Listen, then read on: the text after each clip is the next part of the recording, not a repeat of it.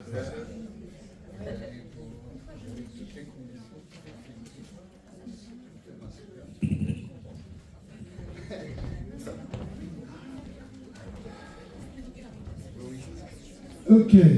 Oula. Bonjour mesdames et messieurs, lilasiens, dionysiens, parisiens et tous les autres qui sont les bienvenus.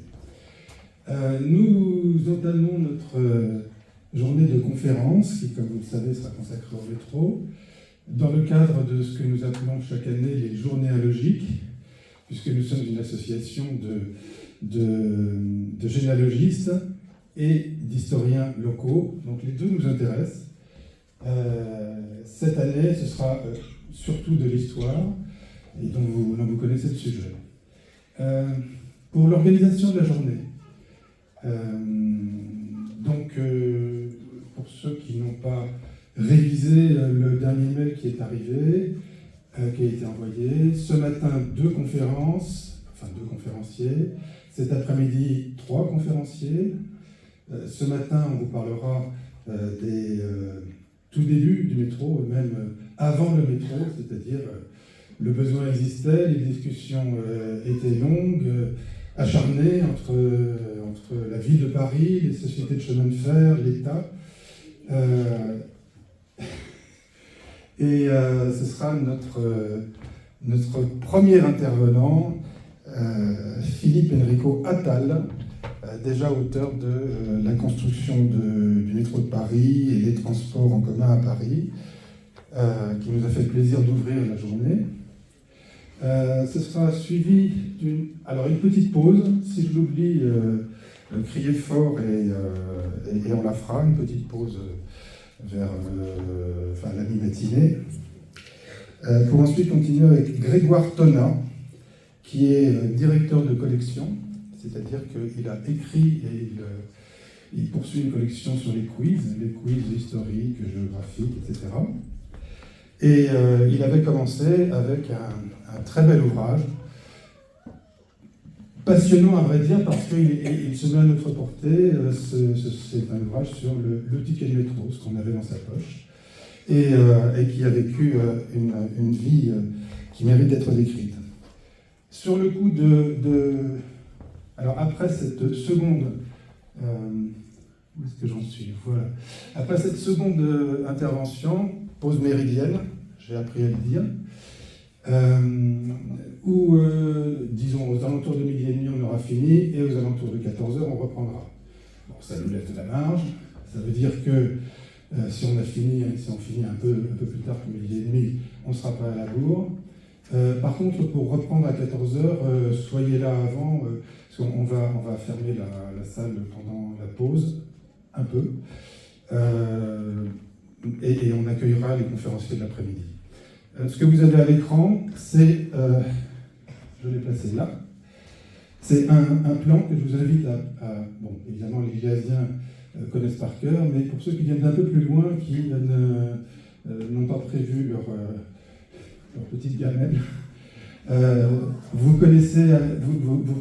reconnaîtrez facilement, ici c'est la station de métro Mairie des Lilas, dans laquelle je suis certain que personne n'est venu, parce qu'elle est vraiment fermée aujourd'hui. On a réservé la date il y a 1 an exactement. Donc comme beaucoup de gens, on espérait que ce serait fini, mais cette histoire n'a pas de fin, mais on sait très bien qu'elle aura une fin. Ce sera quelque chose entre mai et juin. Donc je me suis baladé dans les rues de la ville et j'ai vu ce que vous pouviez acheter, ou là où acheter à emporter, acheter à s'asseoir. Donc vous avez la station de métro qui est là, la rue de Paris c'est notre rue principale, et vous êtes ici en ce moment au centre culturel Jean Cocteau de l'espace d'Anglemont. C'est ça, vous voyez quelque chose quelque part, vous avez la légende à gauche. Pour manger ceux qui ne seront pas à une table, nous sommes dans un très bel espace. Je viens de citer l'espace d'Anglemont, qui était une ancienne institution pour jeunes filles, qui aujourd'hui est un centre culturel, et une bibliothèque, et un conservatoire, et un splendide parc que vous avez vu en passant par votre bref passage à l'extérieur. Ce parc-là sera accessible. Bon, On va faire 15 degrés à partir de midi, c'est pas terrible, mais bon, c'est déjà mieux que s'il pleuvait. Croisons les doigts. Simplement pour des questions de Vigipirate, normalement, on fait ouvrir le petit portillon qui nous sépare visuellement du parc. On ne pourra pas l'ouvrir parce que tout le monde doit passer devant le contrôle Vigipirate. Donc c'est très simple, vous le regardez, vous sortez du centre, vous allez sur votre droite, vous prenez un petit truc qui descend et vous avez fait 200 mètres pour arriver dans le parc Georges Guet, c'est comme ça qu'il s'appelle. Ça c'est après la matinée et la pause méridienne. Nous aurons, donc après Philippe Enrico Attal et Grégoire Tonnat, nous aurons 3 intervenants de l'après-midi. Monsieur le maire Lionel Benarous, maire d'Elila, qui introduira les conférences de l'après-midi, suivi de monsieur Pierre Florent, qui est tout simplement le directeur des opérations du prolongement de la ligne 11. Si quelqu'un sait de quoi il parle, je pense qu'on a tiré le bon numéro. Et Julien de Pinster, lui, c'est un cas à part. Il sait tout du métro. Il vous emmène physiquement et dans l'histoire, le passé proche. Et il nous parlera de l'ancêtre de la ligne 11, parce qu'il y en a eu un, mais je vous laisserai découvrir tout à l'heure. Donc on va commencer à présent par l'intervention de M. Attal, que je convie.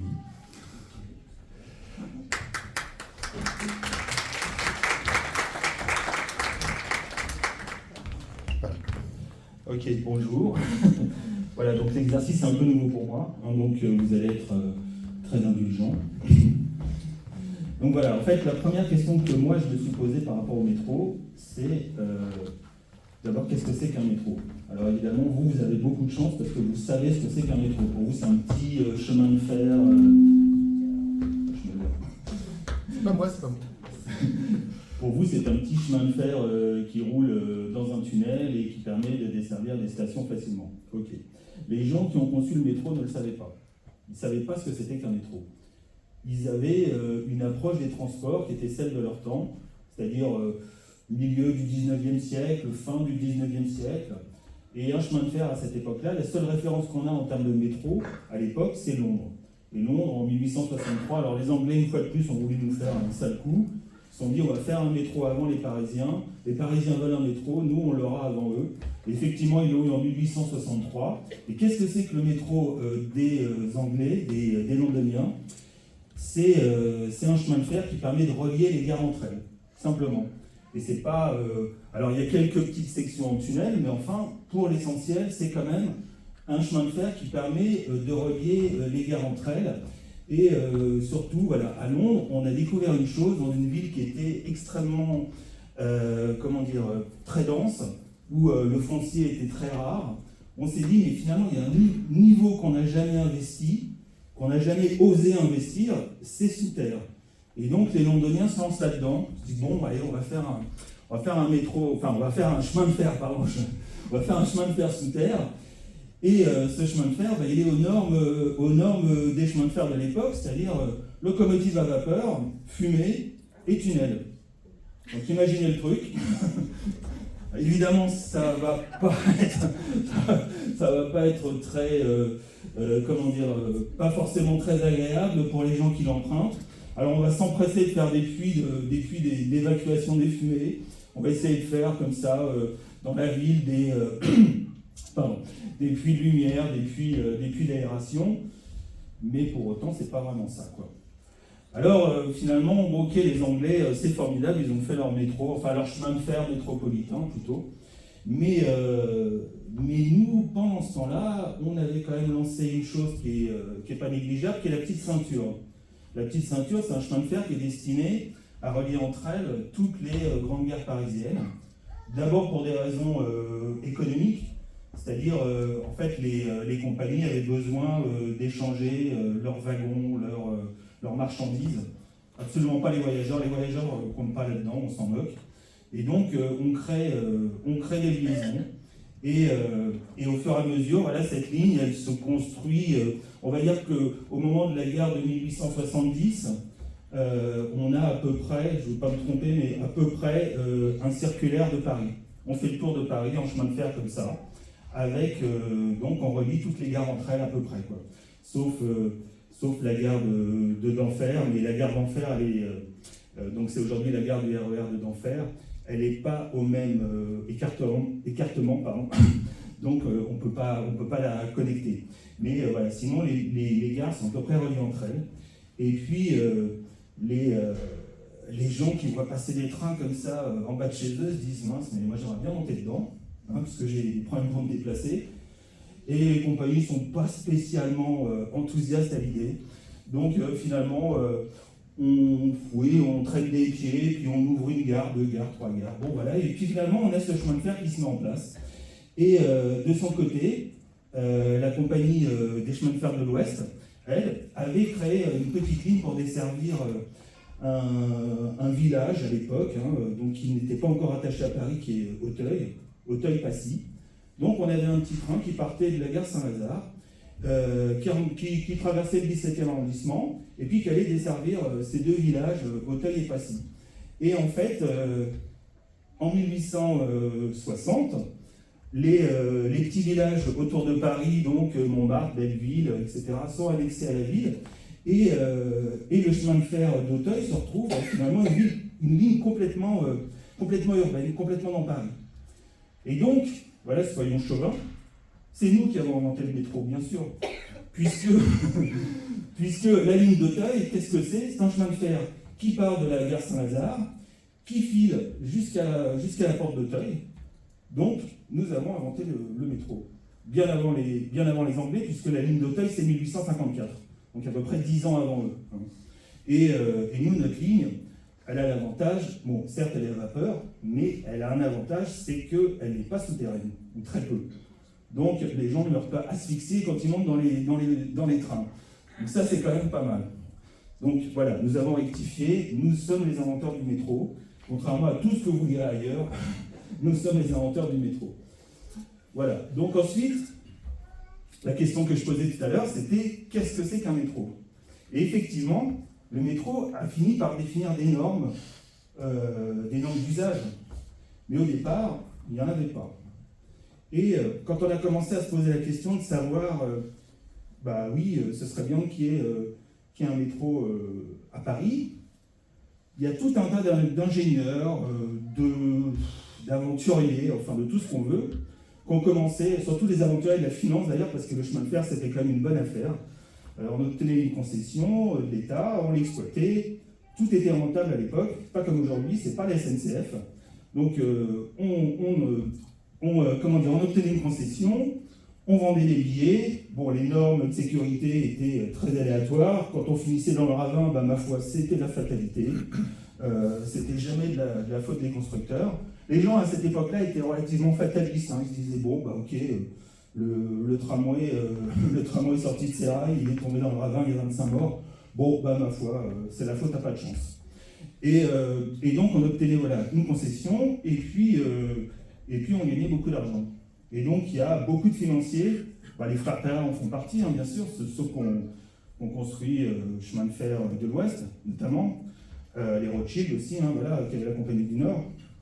Et puis tout un tas de petits génies dans leur coin qui se disent, bah, ma foi, moi j'ai un plan, donc je vais relier les gares entre elles, parce que finalement on relie toujours les gares entre elles, mais par le cœur de Paris plutôt que par la périphérie. Et donc voilà, donc ils arrivent tous avec leur projet de métro, leur projet de chemin de fer souterrain, ou pas. Alors ça aussi c'est très intéressant. Certains pensent que le tunnel c'est le bon truc, d'autres vous disent mais non, voyez, on a l'exemple de Londres avec les fumées, on ne va pas faire un métro en tunnel, on va le faire évidemment en viaduc. Alors on a des projets qui sont des vues d'artistes qui sont très intéressantes, de viaducs qui passent devant l'opéra par exemple, parce que ça permettrait, voilà, les gens se disent finalement, la ville est tellement laide avec ces monuments comme voilà l'opéra de Paris, mon Dieu quelle horreur, que si on construit des viaducs qui passent devant, ce sera beaucoup plus beau. Et donc on a tout un tas de projets comme ça, de lignes aérienne avec des locomotives à vapeur.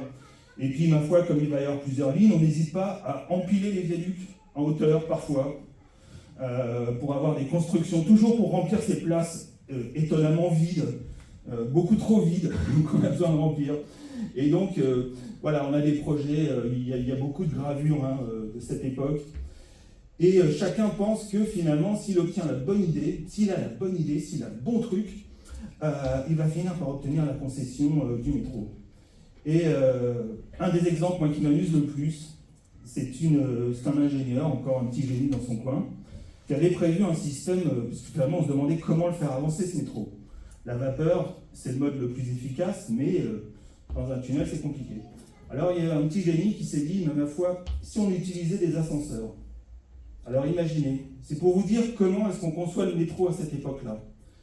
Dans chaque station, on installe, donc on a un wagon, une voiture, qui est montée en haut d'une côte, et qui, pour atteindre la station suivante, descend simplement en roue libre.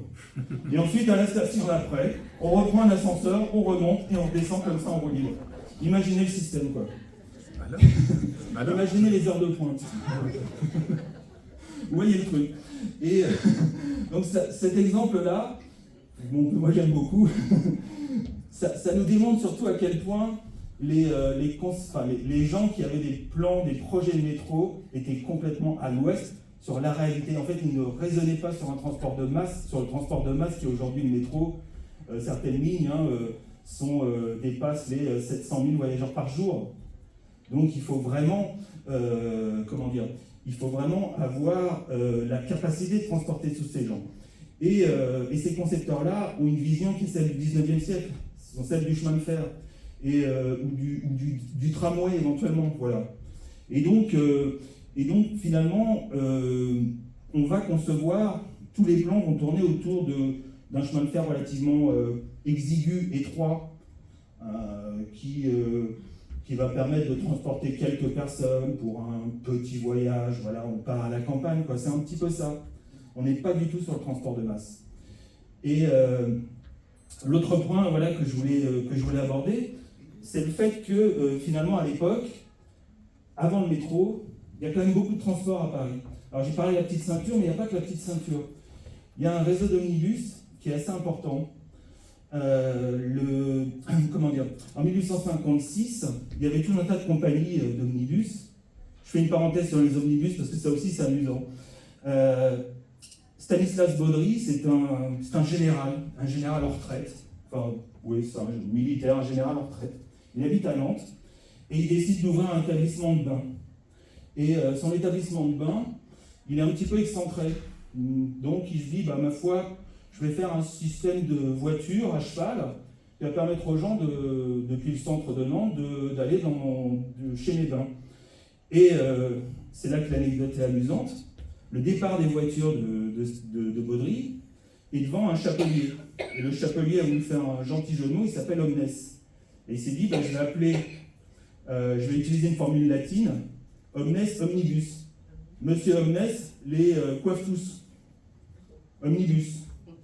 Évidemment, pour les gens, c'est un petit peu abstrait. Donc ils se disent, ah oui, les voitures qui amènent au bain, c'est devant la boutique Omnibus. Hein, vous voyez où je veux en venir. donc finalement, l'appellation va rester les omnibus. Et Baudry s'aperçoit d'un truc, c'est que certes les voitures sont pleines, mais les bains sont toujours vides. Pour la bonne raison qu'il a inventé le transport en commun, il ne le sait pas encore. Donc il se dit, ma foi, je suis bête là, je perds mes sous avec mes bains, et si je me lançais plutôt dans le transport de personnes.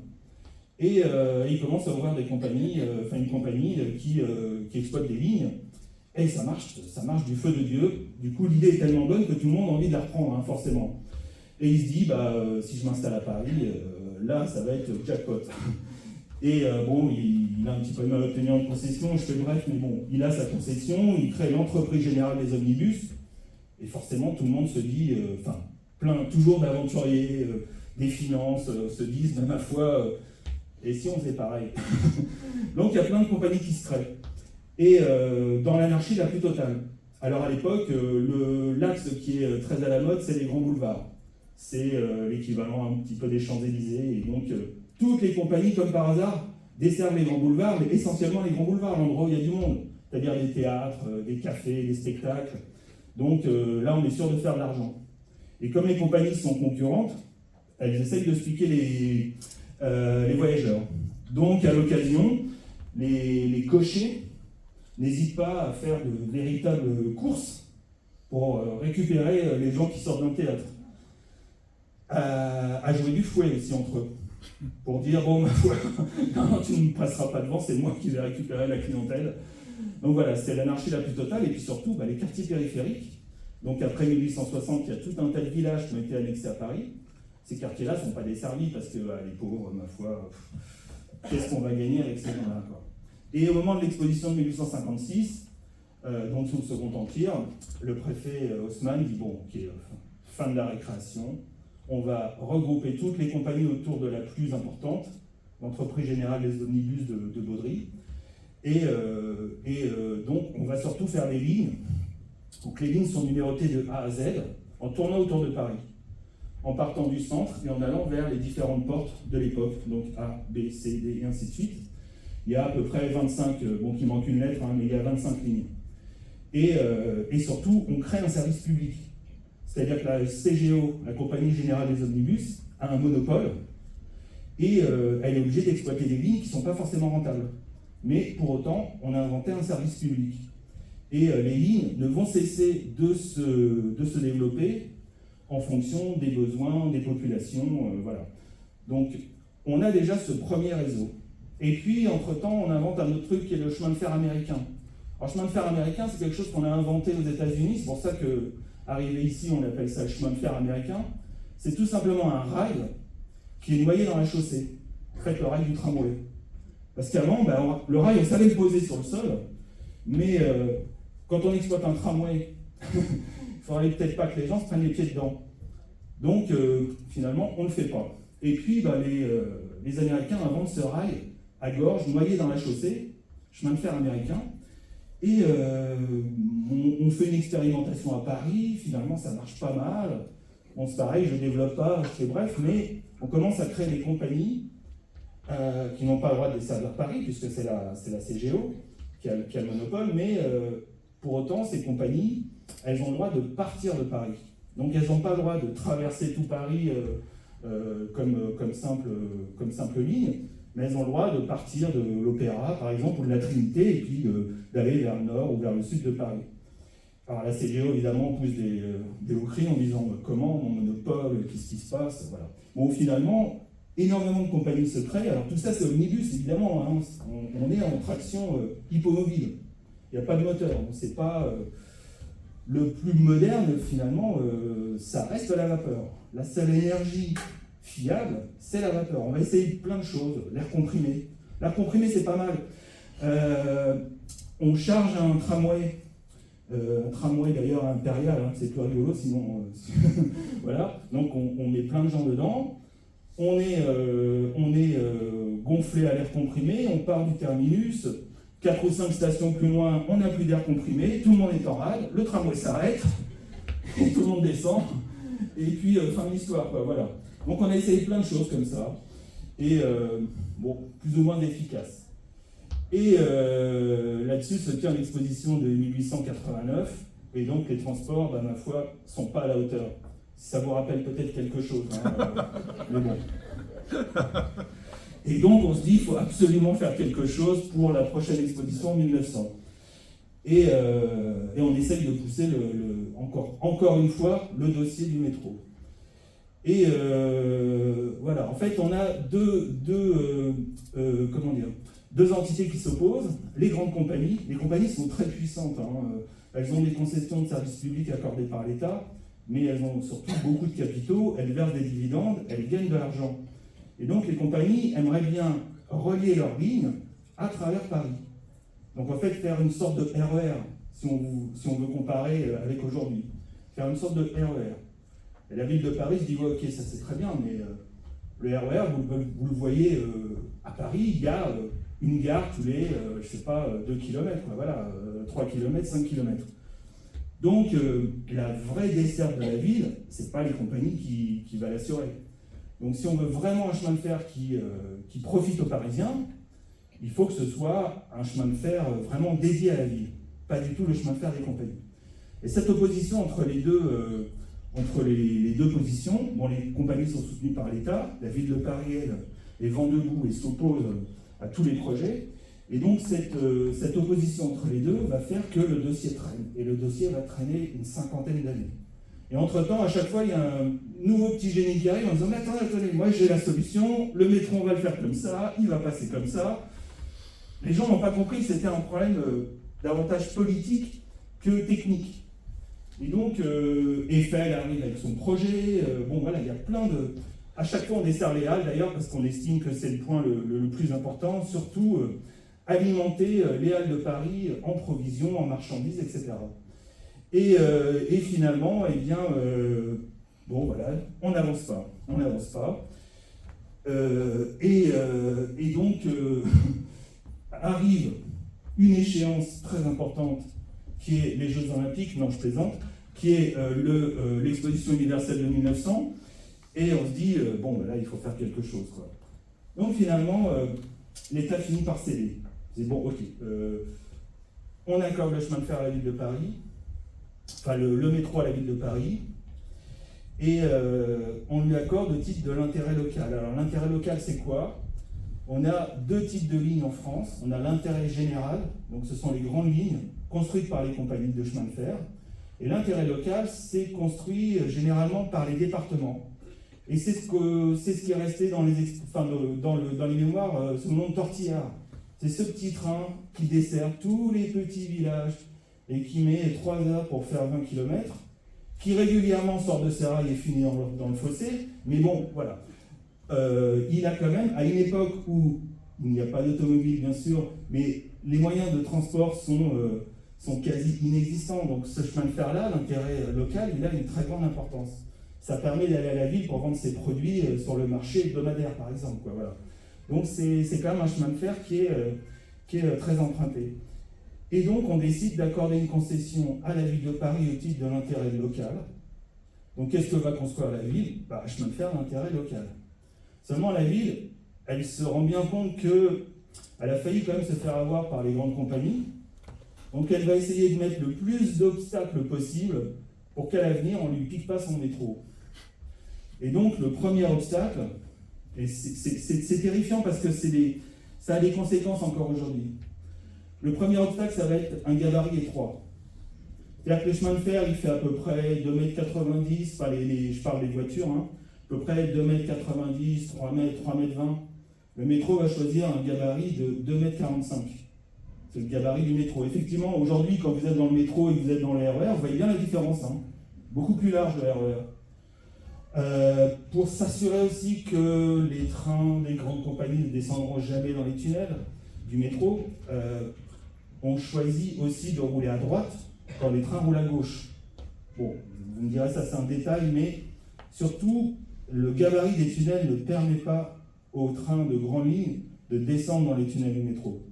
Ça, c'est rédhibitoire. Jamais on pourra faire descendre un RER dans le tunnel du métro. Et fois, on voit très large à l'époque, on se dit, bon, allez, on va faire des stations de, soyons fous, 75 mètres. De toute façon, on ne les remplira pas. Et voilà, tout ce métro, et puis on prévoit surtout un écartement le plus étroit possible, pas le même que celui des grandes compagnies. Donc on part sur 1 mètre. Et puis finalement, les pouvoirs publics disent non, attendez, ça c'est pas bon. Vous voyez un petit peu plus grand. Alors là, on passe, je crois, à quelque chose comme 1,30 m. Puis finalement, donc là, d'autorité, donc les pouvoirs publics imposent l'écartement standard, c'est-à-dire le même que celui des grandes compagnies, enfin des chemins de fer, 1,45 m. Mais de toute façon, il n'y a plus aucun risque que les grandes compagnies descendent dans les tunnels du métro, hein, parce que c'est pas le bon gabarit. Aujourd'hui, on se retrouve avec un métro trop petit, trop court, pas assez large, et le seul moyen de faire face aux fortes affluences, c'est la fréquence des rames. Et on le voit aujourd'hui, hein, c'est un vrai problème à Paris. On a un métro qui est sous-dimensionné. Donc ça vous donne l'illustration par exemple que les concepteurs du métro ne savaient pas ce que c'était qu'un métro. Pour eux, ce n'était pas un transport de masse. C'était un petit chemin de fer départemental. Alors, ce qui est génial, c'est quand on voit les premières images, alors là, c'est bête parce que j'en ai pas, mais les premières images qui ont été, qui nous présentent le premier métro, finalement, c'est quoi? C'est une espèce de gros tramway, une espèce de gros truc, un petit peu plus gros qu'un tram, tout en bois, avec 3 wagons. Ça occupe même pas les 75 mètres du quai. Et puis, on prévoit une très forte fréquence de 10 minutes. Donc, c'est pour dire 10 minutes. Et dès la mise en service, on va se rendre compte de son erreur. Enfin, la compagnie va se rendre compte de son erreur. L'autre chose, c'est que la ville, puisqu'elle a obtenu la construction du métro, elle veut un métro social. Elle veut que le métro permette à tous les Parisiens, je dis social, mais en fait le terme c'est plutôt socialiste. La majorité municipale est de gauche et veut vraiment que le chemin de fer soit utilisable par tous pour une somme modique. Alors il faut savoir qu'à l'époque, on paye 3 sous pour voyager en omnibus. On paye le même tarif je parle en seconde classe, parce qu'il y a des classes bien sûr, mais bon voilà, c'est 3 sous, c'est 15 centimes. En omnibus, en tramway, ça c'est moi, et le métro, qui s'aligne sur les autres modes de transport, qui ne se pensent pas supérieurs. Enfin, on ne perçoit pas à l'époque la montée en gamme, en qualité du métro. Donc, eh bien, le tarif, c'est le même. 3 sous, 15 centimes.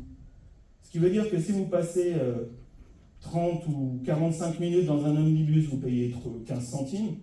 Et si vous passez 10 minutes dans le métro pour faire le même trajet, vous payez le même prix. Donc, vous voyez ce qui va se passer, c'est clair. Le métro est une arme de destruction massive des autres modes de transport. Le seul problème, c'est qu'à l'époque, personne, y compris les concepteurs du métro, n'en avait conscience. Donc, qu'est-ce qui va se passer? On est dans un régime, dans une ville, où il y a plein de modes de transport. Alors, j'ai parlé des omnibus, j'ai parlé des tramways. Il y a aussi les bateaux sur la Seine.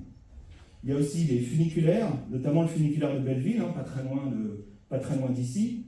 Le funiculaire de Belleville, c'est un cable car, c'est le même système que celui de San Francisco. C'est un câble qui court sous la chaussée et les voitures s'arriment. Elles n'ont pas de moteur. Le câble tourne et les voitures pincent le câble et ça leur permet d'avancer. Et donc le funiculaire de Belleville a forte fréquentation. Et le système est tellement efficace qu'on se dit on va faire pareil à Montmartre.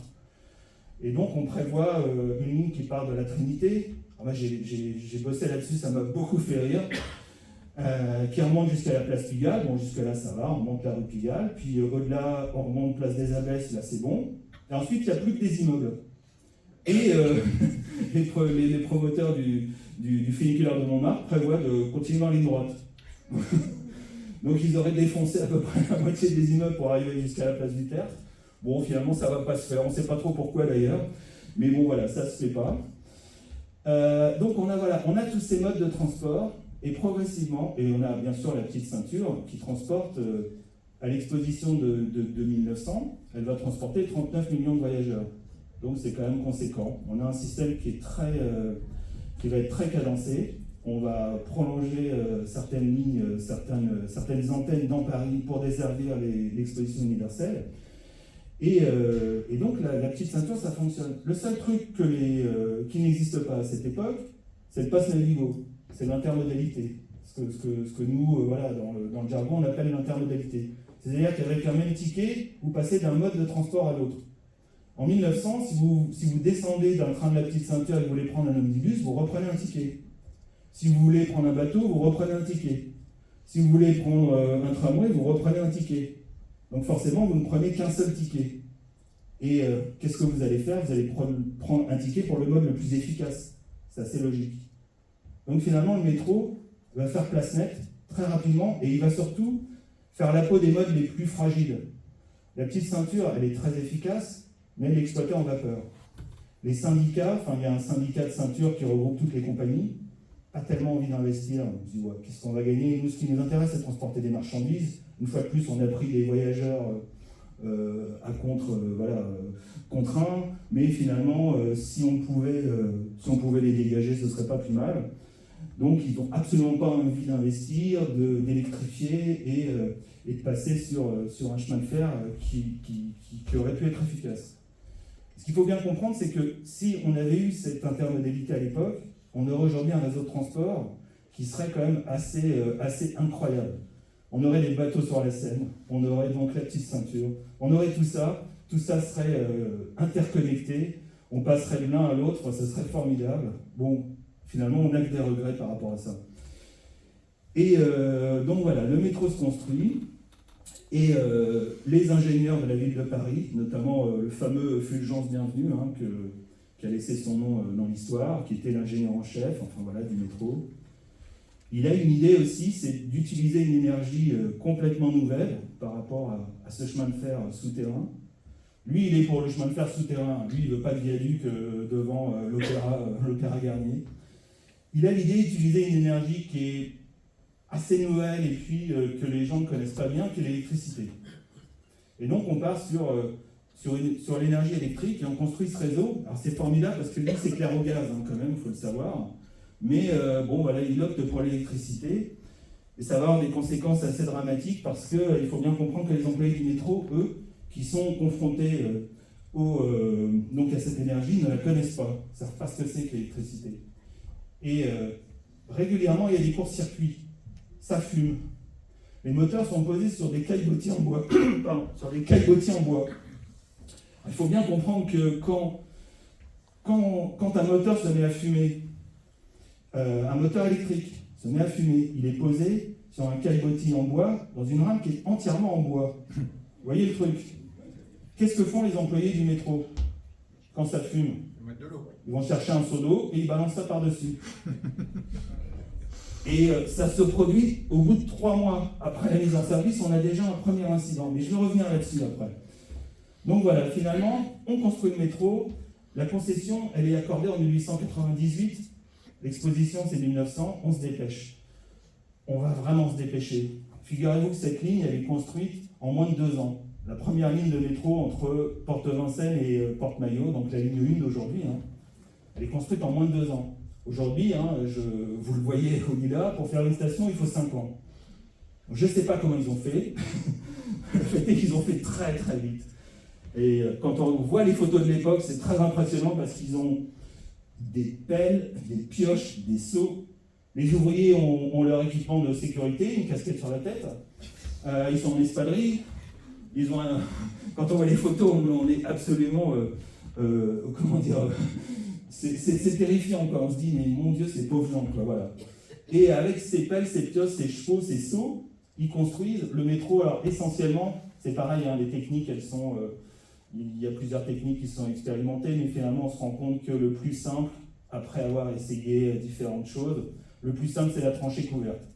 C'est-à-dire, vous prenez, par exemple, la rue de Rivoli, ça, c'est un très bon exemple, la rue de Rivoli en face des Tuileries, vous défoncez la chaussée complètement, vous creusez sur une dizaine de mètres à peu près, juste le niveau de la station, vous faites votre station, votre tunnel, et puis après vous refermez le couvercle. Et c'est comme ça, donc ça permet d'aller très vite, ce qui fait que le métro est construit au ras du sol. Et sur des stations, notamment la station Concorde, on le voit très très bien, vous irez voir. La station, elle est recouverte avec des supports en fait, des poutres métalliques, voilà, c'est ça, qui servent de plafond à la station, parce qu'en réalité, juste au-dessus de ces poutres métalliques, vous avez une bande de terre qui est vraiment très très fine, quoi. Donc effectivement, ça va aller vite. Et alors, comme c'est plus à dire, j'en profite, il n'est pas là. Comme c'est plus à dire Jean Castex, nous avons été au rendez-vous en 1900 de l'ouverture du métro. Alors désolé monsieur Jean Castex, nous n'avons pas été au rendez-vous. L'exposition universelle a ouvert en avril, le métro a ouvert en juillet. Donc effectivement, c'était raté. Mais pour autant, bon, c'était quand même pas mal. L'exposition a duré jusqu'au mois d'octobre-novembre, donc on est à peu près dans les clous. Voilà. Et alors ce métro, on en a parlé pendant plus de 50 ans, les Parisiens sont plus que blasés, c'est un peu comme vous pour l'extension par Aulnay-sous-Bois, hein, c'est en projet depuis 1929, hein, par parenthèse. Et donc, forcément, il n'y a pas d'inauguration, personne n'a envie de se risquer sur ce coup foireux, quoi. Qui va descendre dans les tunnels? Qui va avoir envie de descendre sous terre? Enfin, on n'est pas des taupes, on n'est pas... voilà, donc personne n'a envie d'associer son nom à cette entreprise qui paraît forcément très mal engagée et qui va sans doute capoter très rapidement. Donc, aucune inauguration. Et puis finalement, quand on s'aperçoit que tout fonctionne et que les travaux sont terminés, ben on ouvre. On ouvre comme ça, en catimini, à 13h le 19 juillet. Et les gens qui se baladent disent, tiens, il n'y a plus de barrière, tiens, mais apparemment c'est ouvert, allons-y, on descend, on va voir. Ils descendent. Il se trouve que le 19 juillet, il fait très chaud. Et dans le métro, il fait frais. Donc ça déjà, ça a été c'est un détail, mais enfin, ça a joué favorablement sur le fait de descendre dans les couloirs et dans les tunnels. Et les gens montent dedans, ils se disent, mais c'est super, finalement ça va super vite.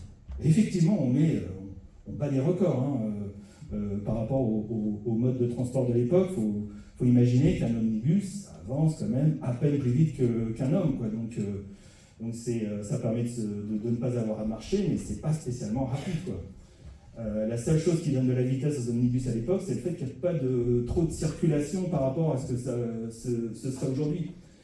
Le métro, lui, il n'a aucun obstacle, donc forcément il va très vite. Bon, toutes les stations ne sont pas encore ouvertes, hein, on n'est pas complètement dans les clous, on a encore un peu de carrelage, mais bon. Pour autant, les gens se rendent compte que c'est plutôt pas mal, c'est pas spécialement cher, enfin c'est abordable. Donc le bouche à oreille fait que très rapidement on se précipite dans le métro. Tout le monde a envie de voir, tout le monde a envie de tester, tout le monde trouve ça génial. Et la compagnie, elle se rend compte que 3, 4 voitures, des voitures qui sont minuscules, hein, c'est pas la taille des wagons du métro d'aujourd'hui, hein, c'est des voitures qui sont beaucoup plus courtes, qui font une dizaine de mètres. 3 voitures, ça va pas le faire. C'est un métro d'ailleurs qui fonctionne sur un principe, une motrice et des remorques derrière, c'est-à-dire c'est pas un métro qui est réversible, qui peut arriver au terminus, repartir dans l'autre sens. Donc il y a des boucles qui sont installées au terminus pour que la motrice fasse le tour et reparte dans l'autre sens. Donc finalement c'est une espèce de locomotive qui tracte des remorques et c'est très insuffisant. Et la compagnie essaye d'abaisser les délais, enfin les écarts entre les rames. Donc voilà, mais elle n'a pas de personnel, elle n'a pas recruté le personnel. Et très vite, c'est la pagaille. Il y a des mouvements de foule dans le métro. Le préfet de police s'en aperçoit, il dit mais qu'est-ce qui se passe? Donc il envoie la police dans le métro pour faire le travail de la compagnie. Et il a dit d'ailleurs, heureusement que j'ai envoyé les agents, sinon ça aurait été une catastrophe dans le métro. Donc voilà, on commence à se rendre compte que finalement ce métro, il n'est pas si mal que ça. Il va relativement vite, il n'est pas plus cher que les autres modes de transport, donc ça c'est ce qui va se passer évidemment par la suite, c'est-à-dire que les autres modes de transport les plus fragiles, donc les bateaux, progressivement vont tous disparaître, et finalement il est plutôt pas mal, et les gens se précipitent dans ce métro, sauf que il a été construit selon les normes de sécurité qu'on pouvait imaginer par rapport à une énergie qu'on ne connaît pas bien, et très rapidement, on commence à avoir des incidents électriques. Donc, comme je disais, des courts-circuits, ça fume, pas de problème, on va chercher un seau d'eau. Et au bout de 3 ans, va se produire la terrible catastrophe du métro. Donc, en 1903, on a une rame qui disjoncte. Et à l'époque, pour couper le courant, il faut passer un coup de téléphone. On appelle la sous-station électrique, il y en a 3 sur la ligne, c'est sur la ligne 2. Il y en a 3. Donc on appelle, on dit, bon attendez, là on a une rame qui fume, donc ça Barbès. On descend les voyageurs, ils s'entassent sur le quai, ah mince, putain, qu'est-ce qui se passe? Bon ok, c'est pas grave, on va prendre le suivant. Et donc ils montent tous dans le suivant. Et la rame qui fume, on essaye de retirer, donc il y a un patin qui est posé sur un rail électrique de traction à 650 volts. On essaye d'enlever le patin, ça ne marche pas très bien, donc on demande la coupure de courant. On téléphone, allô, pouvez-vous couper le courant? Oui, je coupe le courant, boum, l'incendie s'arrête. Nickel, bon, très bien. Bon, on laisse passer un petit moment. Remettez le courant, on repart. On remet le courant, ça refume. Enfin, ça reflamme, ça brûle, je veux dire. Bon, finalement, on se dit, le seul moyen, c'est de pousser la rame jusqu'au terminus, et puis comme ça, donc on évacue les voyageurs de la seconde rame, qui s'entassent, donc on a l'équivalent des voyageurs de 3 rames sur lesquelles les métros Barbès, et une rame de secours qui pousse la première qui est en train de cramer, et finalement, voilà, ça part comme ça. Et donc la troisième rame, elle est chargée à bloc. Vraiment, quoi. Et donc la première rame pousse, on pousse, l'incendie reprend, on demande des coupures, enfin bon, c'est un peu la panique. Je vous fais bref, les rames qui fument et qui crament arrivent à Ménilmontant, et la rame chargée de voyageurs, ensuite, donc à rabord, se retrouve arrêtée à la station Couronne. Et là, on se rend compte qu'il y a un vrai problème, ça disjoncte, donc le poum, toutes les sous-stations disjonctent, on ne sait plus trop quoi faire, on balance des seaux d'eau, mais bon voilà quoi, une épaisse fumée noire se dégage, donc les personnels de la compagnie à la station Couronne disent bon là il faut évacuer, le seul moyen c'est d'évacuer, et on demande aux gens de sortir. Et les gens disent attendez, moi j'ai payé, vous allez me rembourser quoi. Donc rendez-moi mes 3 sous. Alors, il y aurait eu 65 remboursements. Avis aux amateurs, aux collectionneurs, les tickets Couronne de ce jour de, je crois que c'est juillet 1903, tamponné, remboursé, est très prisé des collectionneurs. Voilà. Et puis, il y a plein de gens qui ont dit non, moi je reste là, moi je veux mon argent, donc moi je ne pars pas tant que je n'ai pas mes sous, quoi. Là-dessus, la fumée est de plus en plus importante à la station Ménilmontant. Évidemment, les stations, elles sont à peu près tous les 400 mètres. Donc 400-500 mètres. Donc très rapidement, elles s'engouffrent dans le tunnel et puis elles débouchent à la station Couronne. Et la station se retrouve avec cette épaisse fumée. Les gens commencent à paniquer un petit peu.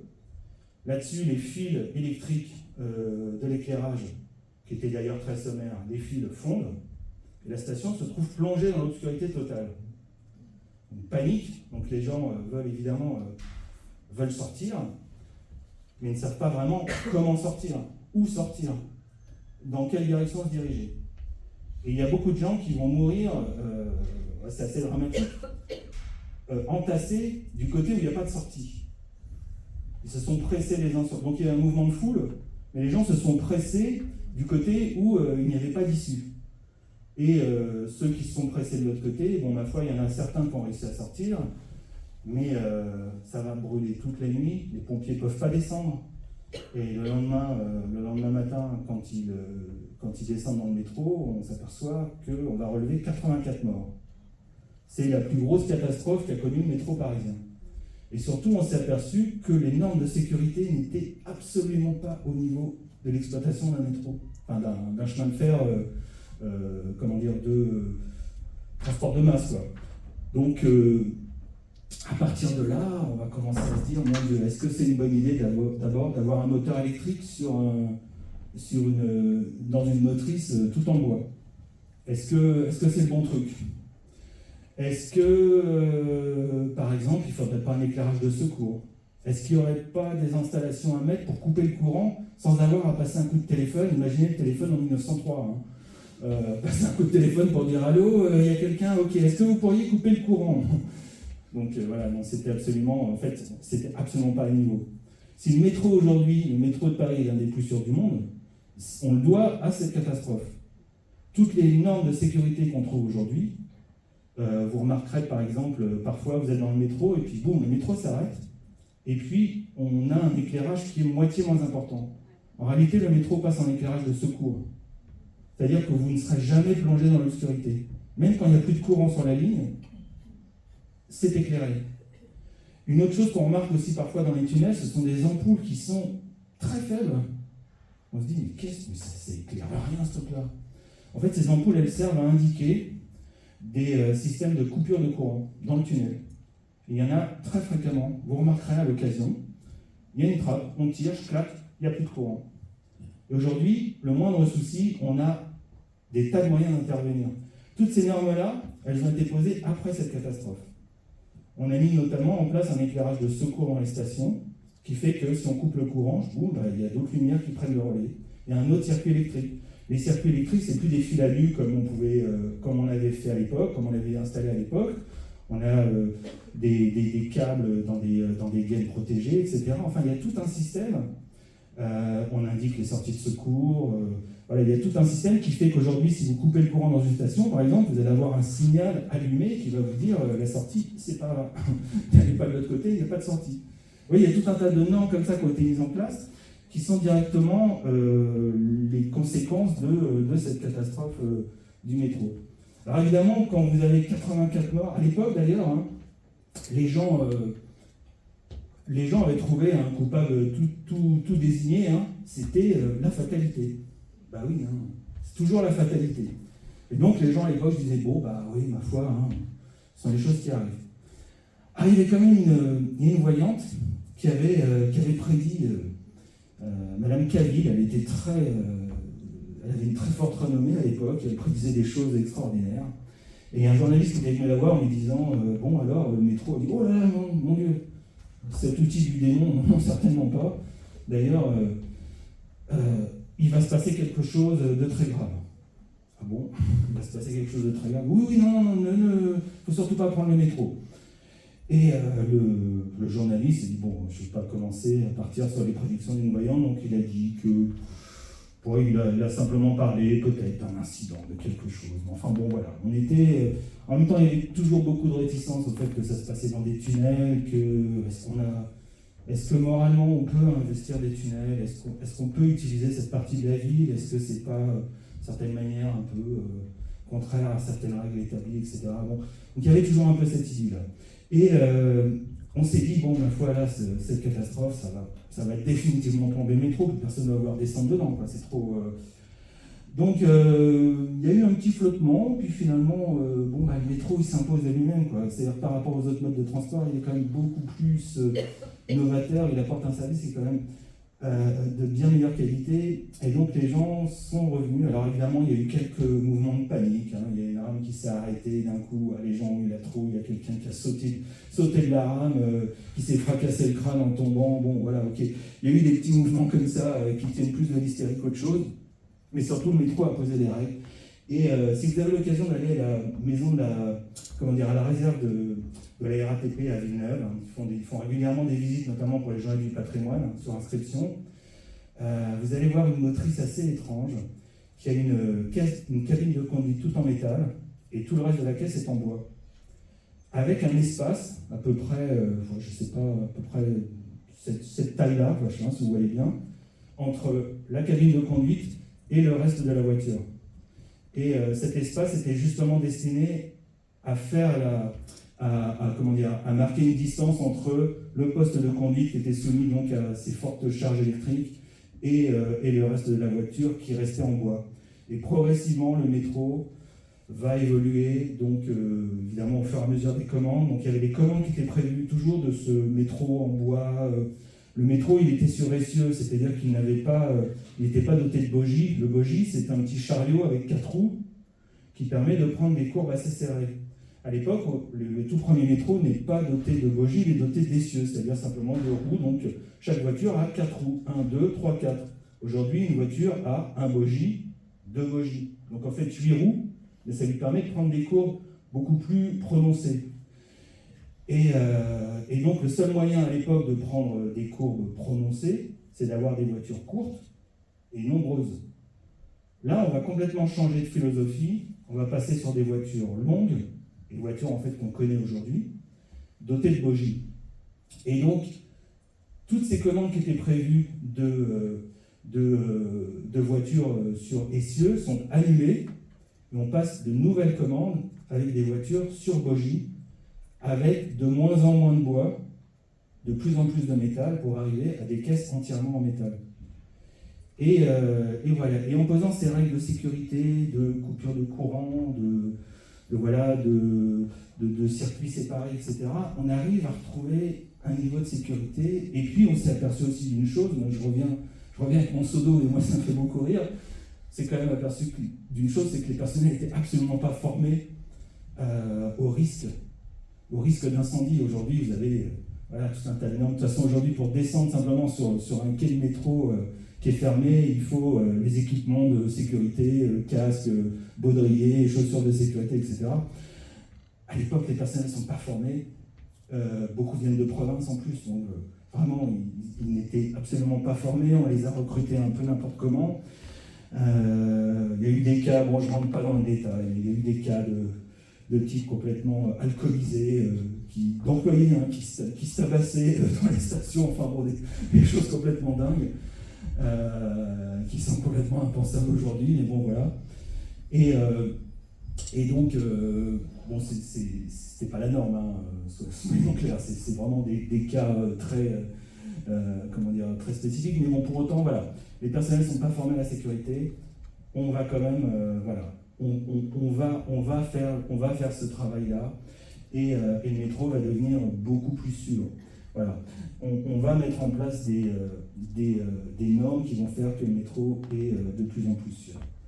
Et voilà, donc on arrive à ce métro, on est en 1903, 1904, 1905, on commande des nouvelles rames, on commence à utiliser toute la longueur des 75 mètres, on commence à évoluer de plus en plus vers ce que le métro est aujourd'hui, c'est-à-dire voilà, un transport de masse. Je reviens sur les toutes premières voitures. Les premières voitures du métro, qu'on peut voir aussi à la réserve de matériel de la RATP à Villeneuve. Ces voitures, quand on monte dedans, on se dit, je m'installe pour un joyeux petit voyage. Hein, je m'installe confortablement. Alors, en première classe, vous avez des banquettes de Moleskine très confortables. Vous avez un porte-bagages qui en fait sert à poser son chapeau. Vous vous installez pour un petit voyage, voilà. Certainement pas, en fait, ce qu'avaient pas prévu les concepteurs de ce matériel, c'est qu'on allait être 10 minutes debout, entassé, et qu'on allait se marcher sur les pieds. Ils n'avaient pas du tout pensé à ça. Et donc, au fur et à mesure, on adapte le matériel aussi à cet usage, et on commence à se dire que finalement, le métro, il doit aussi répondre à ces exigences-là. Et à l'époque, on avait pensé à un truc, c'était que le métro n'allait pas rester. Aujourd'hui, notre métro, il reste sur sa ligne. C'est-à-dire, le métro de la ligne 1, il reste sur la ligne 1, il ne vient pas à l'idée de passer sur la 2. Quand Bienvenue et les ingénieurs de l'époque ont conçu le réseau, ils avaient prévu un métro qui allait passer d'une ligne à l'autre, comme à Londres en fait. Et vous auriez eu plein de directions possibles sur un même quai de métro. La première rame va à l'Étoile, la seconde va à la Porte Dauphine, la troisième va à Montparnasse. Bon voilà, on avait prévu ça. Et on a commencé à le construire comme ça. C'est-à-dire qu'on trouve encore aujourd'hui des traces. Vous avez la trace la plus flagrante, c'est à la station Villiers. Vous avez la station de la ligne 2 qui est à un niveau. Vous avez la station de la ligne 3 qui est nettement plus basse. Et quand vous prenez la peine de regarder le tunnel, vous retrouvez la forme du tunnel, c'est une forme elliptique. La forme du tunnel de la ligne 3 est exactement parallèle à celle de la ligne 2.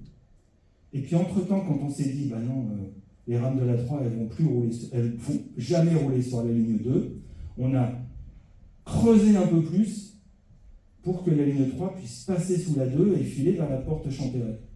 Ça, c'est très très visible. Alors bon, c'est bête, il aurait fallu amener une image, mais c'est très très visible, ce système. Et ça va laisser... C'est une doctrine que le métro lui-même a eu beaucoup de mal à adopter, définitivement. De dire, le métro va rester sur sa ligne, et il ne va pas aller ailleurs. Et donc pendant très longtemps, on va continuer à construire des équipements pour permettre de passer d'une ligne à l'autre. Et donc, il y a des stations qui vont jamais voir de voyageurs. Il y a des lignes qu'on avait prévues pour faire des parcours complètement dingues. Donc, on va construire plein de choses comme ça et on ne va jamais les mettre en service. Vous avez, par exemple, aujourd'hui, on se pose la question de savoir comment desservir le Parc des Princes. Mais le Parc des Princes, c'est une station de métro. Le Parc des Princes, c'est une station de métro juste à ses pieds, qui n'a jamais été mise en service. Parce qu'on avait prévu que les trains de la ligne 9 allaient partir, donc la ligne 9, depuis, Trocadéro. Ouais, je ne sais pas si vous visualisez, c'est pas évident comme ça. Hein. De la ligne 9 allait passer ensuite sur la ligne 8 pour aller vers la Porte d'Auteuil. Quand vous allez à la station Porte d'Auteuil, il y a trois voies. il y a 2 quais. Mais à quoi ça sert, bon sang, puisqu'il n'y a qu'une seule ligne? Ben, en fait, les trains de la ligne 9 devaient arriver là. La station juste avant, c'est quoi? C'est Molitor, oui, c'est ça, voilà. Bon. La station juste avant, elle a pareil, un quai central avec 2 voies. La deuxième voie, elle était destinée à recevoir les trains de la ligne 9. Je parle de la 10, hein, sur la 10. Porte d'Auteuil, les rames auraient continué vers cette station qu'on appelle Porte Molitor. Finalement, à la dernière minute, on n'a jamais creusé les accès sur la chaussée. Et depuis la Porte Molitor, les trains auraient continué vers la Porte de Saint-Cloud. Et donc, il y aurait une desserte comme ça du Parc des Princes. Bon, finalement, ça n'a jamais été fait parce qu'on s'est dit, ah ben non, les trains de la 9, ils vont peut-être pas rouler sur la ligne 8, parce que c'était la 8 à l'époque, et puis ensuite revenir sur la 9, oh là là, quel bazar, on va jamais réussir. Au fur et à mesure qu'on s'est aperçu qu'il fallait réduire l'écart entre les rames parce qu'il y avait de plus en plus de monde dans les trains, on s'est dit que le seul moyen d'y parvenir, c'était d'avoir une ligne qui ne dessert toujours qu'un même tracé, qu'un même itinéraire. Et donc, cette adaptation du métro s'est faite par la constatation que le métro est un transport de masse, une fois de plus. Et c'est un nouvel exemple qui vous prouve que ces concepteurs n'avaient pas compris en réalité qu'est-ce que c'est qu'un métro, quel était le métro qu'ils étaient en train de construire, et quel était ce mode de transport, c'est-à-dire comment est-ce que ce mode de transport allait vraiment être utilisé.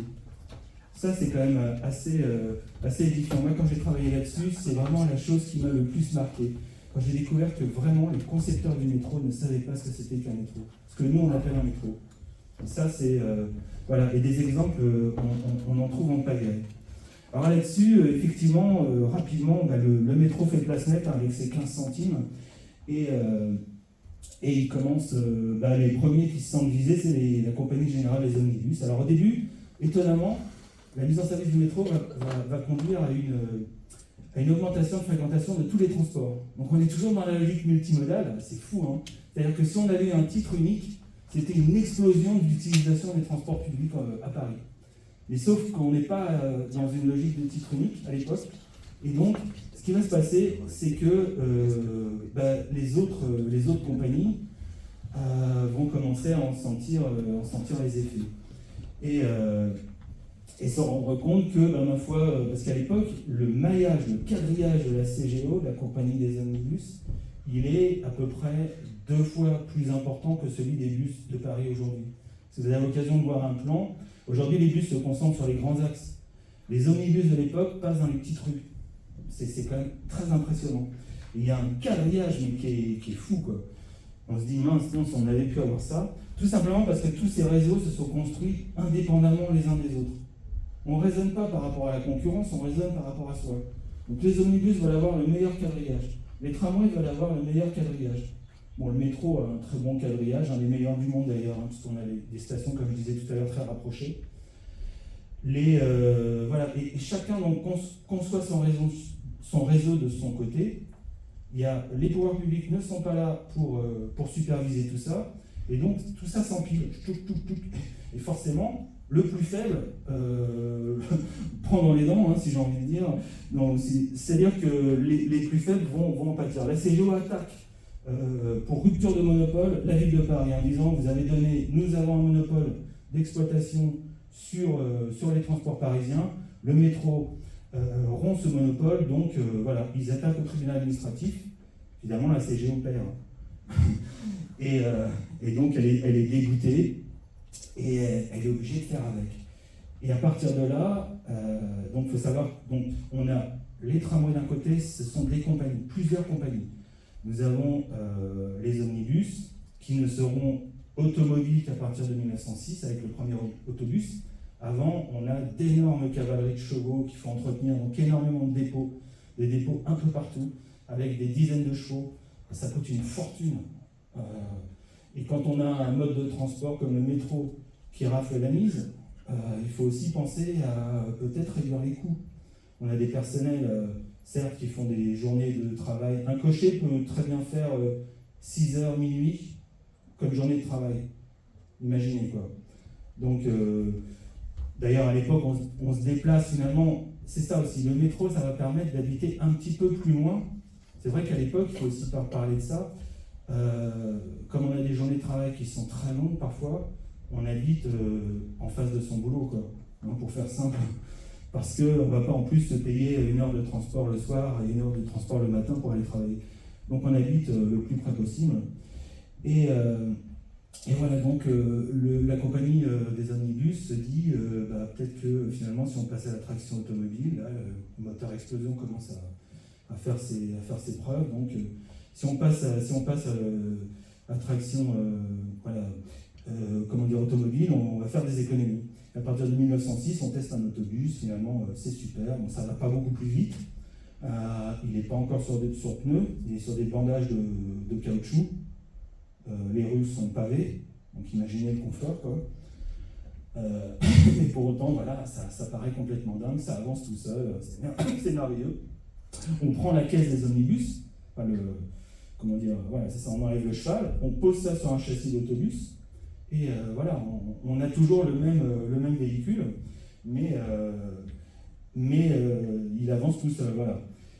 Pour autant, ça ne suffit pas, hein, bien sûr, et en plus, voilà, donc le métro, au fur et à mesure, s'impose, et alors là, la ville de Paris fait un sale coup à la compagnie du métro de Paris. Alors la compagnie, oui, c'est vrai que je n'ai pas parlé de ça, simplement brièvement, la compagnie, c'est une compagnie privée, qui a une concession, c'est la compagnie du métro de Paris, elle a une concession de la ville de Paris.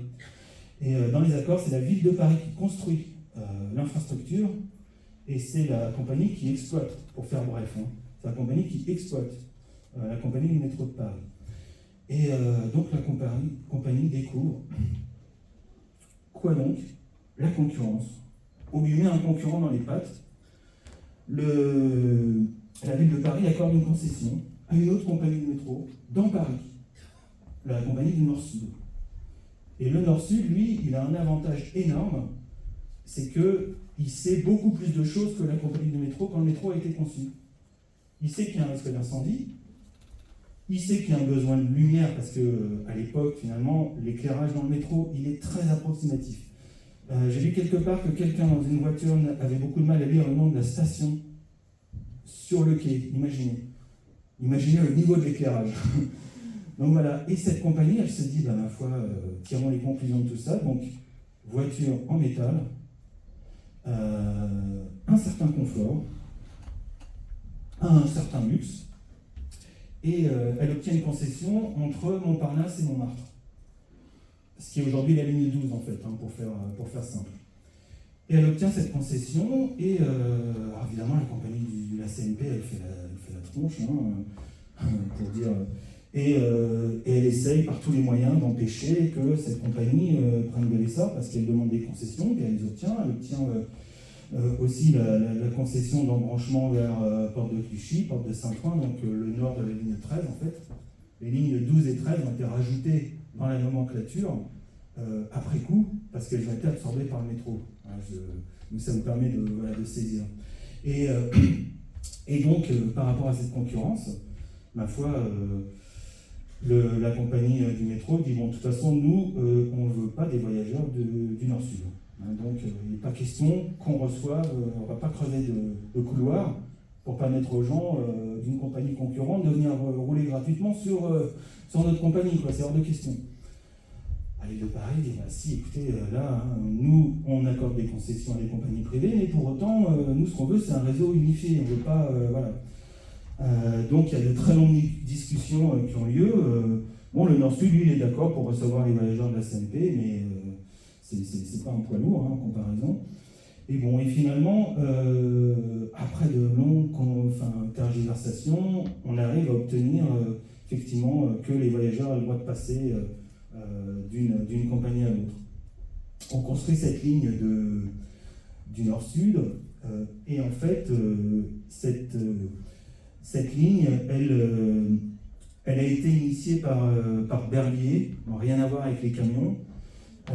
Berlier, c'est un ingénieur qui avait inventé un système de tramway tubulaire, une espèce de truc qui était inspiré de bouclier. En fait, il imaginait de construire sa ligne avec l'équivalent de tunnelier, toute proportion évidemment ramenée à 1900. Et il avait obtenu une concession en 1897, mais bon, finalement, il n'a pas réussi à boucler le budget, et puis bon, voilà, fin de l'histoire. Mais non, pas fin de l'histoire, parce que finalement, il revient avec son truc, et il obtient cette concession, alors d'une autre ligne. Au départ, lui il lorgnait la ligne la plus rentable, hein, sur les champs, la ligne 1 en fait, du métro, hein, qui va être construite par la SNP. Lui, il visait ça, bon, finalement, il ne l'a pas eu. La seule différence, c'est que le Nord-Sud doit se débrouiller tout seul. C'est pas la ville de Paris qui va construire ces tunnels, ces stations, c'est le Nord-Sud qui doit se débrouiller. Donc il arrive, il fait une levée de fonds, il obtient les capitaux, il construit sa ligne, ça coûte une fortune. Parce qu'il veut tellement en mettre plein la vue par rapport à la concurrence, il veut marquer les esprits, le Nord-Sud veut marquer les esprits, et donc on y va dans les grandes largeurs. Alors, ils inventent quelque chose qui n'existait pas à l'époque, qui est le nom des stations en mosaïque. Sur les stations du Nord-Sud, quand vous prenez la 12, vous voyez ça, c'est très beau. Hein. Vous avez des décorations, alors il y a un code couleur déjà à l'époque. Les stations qui sont ornées de vert, ce sont les correspondances et les terminus, et les stations marron sont les stations classiques. Voilà. Et la RATP d'ailleurs a mis très longtemps à comprendre qu'elle avait un patrimoine, mais le jour où elle l'a vraiment saisi, elle a décidé dans le cadre des rénovations, de les remettre à l'identique Nord-Sud.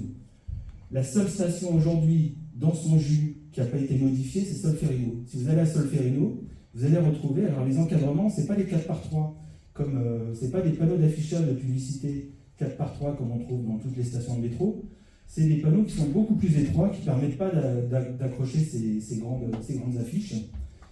On a le nom de la station Solferino qui est celui de l'état de... donc le Nord-Sud va être mis en service en 1910, c'est l'état de 1910. C'est vraiment la station qui est restée, on va dire, plus ou moins, évidemment, puisqu'il y a eu des modifications, mais plus ou moins dans son jus. Et les trains du Nord-Sud, ils ont aussi quelque chose qui va marquer les esprits. Ils ne sont pas verts wagons comme ceux qu'on a connus sur la CNP, ils ne sont pas tristes. Ils sont bleu clair et jaune en première classe. Et cette clarté, c'est vraiment perçu comme quelque chose de très moderne. On retrouve aussi le monogramme NS Nord-Sud dans les stations, un petit peu partout. Et ils inventent aussi une frise qui reprend une vague. Et quand vous êtes sur les stations de la 12, vous voyez ça très bien, vous avez une vague au-dessus des lignées de carrelage. Et cette vague, en fait, voilà, c'est quelque chose de... c'est très très moderne pour l'époque, hein, vraiment, c'est très audacieux. Je fais une parenthèse sur Guimard, ça me vient tout à coup à l'esprit. La compagnie du métro avait organisé un concours pour dire, bon alors, à quoi vont ressembler les sorties de métro, enfin les entrées et sorties de métro. Donc ils ont organisé un concours. Et ils ont décerné le prix à une obscure, à un architecte qui avait prévu quelque chose de très très classique, très formel, très ennuyeux. Et finalement, très bien, vous avez le premier prix, mais finalement c'est pas ça qu'on va faire. Et ils font appel à un jeune architecte, très empreint d'art nouveau, donc Hector Guimard, qui va dessiner 3 types de sorties. Donc il y a les sorties simples, les sorties plus complexes, et les vieilles barbes de la CNP n'aiment pas du tout. C'est vraiment beaucoup trop moderne pour elle. Et il va y avoir de nombreux conflits entre Guimard et donc les administrateurs de la CNP qui trouvent que le petit jeune là, c'est un peu comme si on faisait, je sais pas moi, pour prendre un exemple peut-être du street art, vous voyez, en sortie de métro, je sais pas, enfin vraiment c'était trop novateur pour l'époque. Aujourd'hui ça paraît contraire, c'est l'âme de Paris quoi. Mais à l'époque ça passait très mal. Et dans les années 50-60, c'était le summum de la ringardise. Donc on les a dézingués en pagaille. Ça c'est la station Étoile, hein, si je ne me trompe. C'est-à-dire qu'en fait il avait vraiment imaginé des gares. Pas seulement des stations, mais des gares. La plus belle c'est celle de, malheureusement disparue. Hein. En fait il y a 3 catégories. Bon voilà, ça c'est le summum sur les stations les plus importantes, donc Nation, Bastille, Étoile, bon, vraiment des gares avec une entrée et une sortie, hein, c'est très complexe en fait, hein, c'est tout un ensemble. Et donc il avait conçu tout un ensemble comme ça de stations, et très rapidement, assez drôle parce que cet emblème de Paris, il va disparaître. Enfin, Guimard, je pense qu'il n'y a plus de stations conçues par Guimard après 1907, hein, sauf erreur. Mais voilà. Et au fur et à mesure, elles vont disparaître, surtout dans les années 60, où on va se dire, oui, bon, ça va bien, c'est moche, virons ça. Moi, j'ai un livre chez moi où l'auteur nous explique que, voilà, vraiment l'horreur absolue, c'est ces stations de Guimard. Enfin bon, c'est tellement moche, tellement ringard, tellement vieillot. Débarrassons-nous de ça, quoi. Et donc, elles vont être dézinguées en grand nombre. Et le pire, donc, c'était à la place de l'Étoile, la pagode. C'était vraiment une gare de style pagode chinoise, art nouveau. Enfin, on ne peut pas imaginer plus dingue, quoi. C'était vraiment une dinguerie la dinguerie de l'époque, et en même temps d'une beauté absolue. Et quand la ligne 1 va passer en métro sur pneus, la RATP, qui n'avait fait aucun entretien à l'époque, va la démolir en se disant ouais, bon, c'est trop cher à entretenir, de toute façon là on n'a plus la place, on n'a plus les sous, on n'a pas l'argent, on n'a pas l'envie non plus. Et c'est une période charnière où on va se rendre compte que peut-être que c'est aussi emblématique de Paris, d'un certain Paris, quoi. D'un Paris qu'aiment les touristes, qu'aiment les Parisiens. Et donc voilà, on va commencer finalement à la fin dans les années 70 à les classer, ces stations. Donc il y en a 78 je crois qui ont été classées, donc qui restent en place, qu'on ne touchera plus, mais on en a dézingué à peu près autant, et puis les plus belles hein, sans doute. C'est bien dommage. Donc voilà, et donc il y avait quand même une certaine, je parle de Guimard parce qu'il y avait une certaine audace de la CNP, mais qui n'était absolument pas suivie par les administrateurs de la compagnie. Et le Nord-Sud, lui, il arrive avec un style qui est aussi extrêmement moderne, qui se veut vraiment en opposition par rapport à ça, et par rapport à une certaine, certains establishments, etc. de l'époque. Et donc ça, on fait, puisque à l'époque, le Nord-Sud a vraiment aussi le sens de la communication. Ils font une inauguration. Alors eux, ils font une inauguration, ils ne font pas comme le métro. Ils font une inauguration, ils invitent la presse. L'inauguration a lieu à la station Saint-Lazare. Et donc Saint-Lazare, vous avez une rotonde en fait qui existe toujours, de correspondance entre les différentes lignes. Et donc on part de là, on monte dans ces rames très claires, très belles. Et les journalistes sont absolument emballés. Le lendemain, il y en a des pleines pages dans les journaux. Et bon, la CNP fait la tronche, quoi. Je dis mince, mais alors nous on est les vieux, les ringards, ils ont 10 ans quand même.